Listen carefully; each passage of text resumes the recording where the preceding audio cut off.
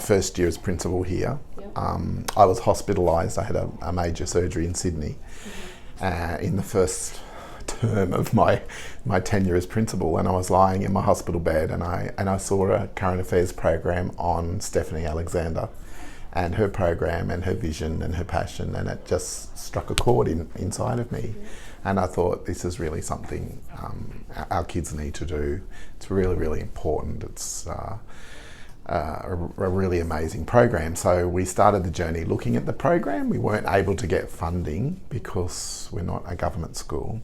So we ended up doing our own thing in a way, and it's been really great. But the community got behind us. The project was coordinated, basically paid for and done by the community. Probably the biggest group of volunteer working bees we've ever had in the history of the school.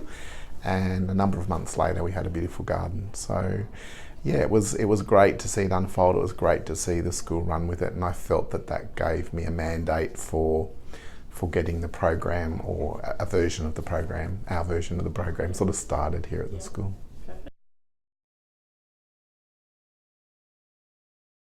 It is, in a way. In some ways it's not. A lot of the tools that we have here would last another 20 years. The rotary hoe will probably go another 15, 20 years. So they are sort of one-off expenses. But when it comes to buying things like food for the chooks and fertiliser, we only use organic fertiliser, just dynamic lifter, which is sort of like pelletised poultry manure. We use quite a bit of dolomite, which changes the pH of the soil if it starts getting too acid. The other things that cost the money. Yeah, other little things like buying freezer bags to put your broccoli in, or detergent for the kids to wash their hands, and paper towel for them to wipe their hands. They're ongoing expenses, but they're not huge. Yeah, lots of little things. The big ones are sort of when you buy some new nets to put over the fruit trees. You saw some probably when you're coming up. You have to net the trees, otherwise you've got to use sprays, and we're not into using sprays. So fruit fly is a major problem if you don't. So many things that there is still kids these days that really don't know where their food comes from. You know, they see the supermarket, and then they see it on their plate or in their lunchbox, and they don't know where food grows. They don't see it grow. They don't get to plant. So I love that we can, they can plant seeds. They can do the boring jobs of weeding, but it's still important. They can harvest everything. They can harvest it and eat it straight away, and then 10 minutes later after harvesting the veggies, we're in the kitchen cooking, and we're using those ingredients, and the kids are trying ingredients and vegetables that they've never tried before, and vegetables that they thought they hated, but then they try again, they go, oh, hey, I like that, which is really exciting. Yeah. It's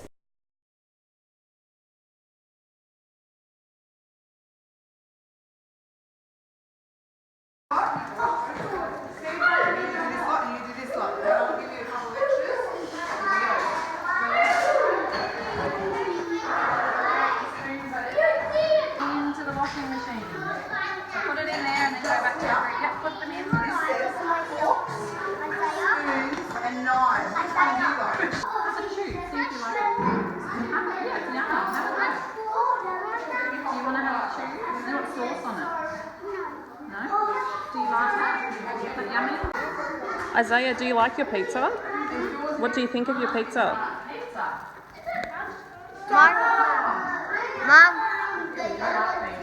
The thing that I really enjoy here is that you don't have to compel the kids to come to class.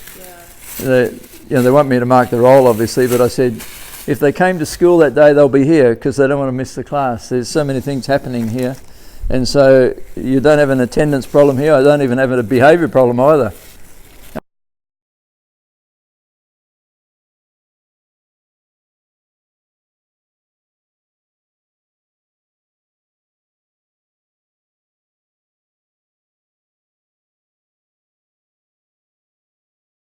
Really, really, really blessed to be here. I think this is a fantastic program. When I was thinking about my dream job, I'm like, teaching children something with healthy food, and I always wanted my own huge veggie garden but didn't have the space for it currently, and you know, it's perfect. And I think it'd be so amazing with every school, because it's a skill that is lacking these days, and I think it's so important that kids learn where food comes from and how to nourish our body with healthy food. So.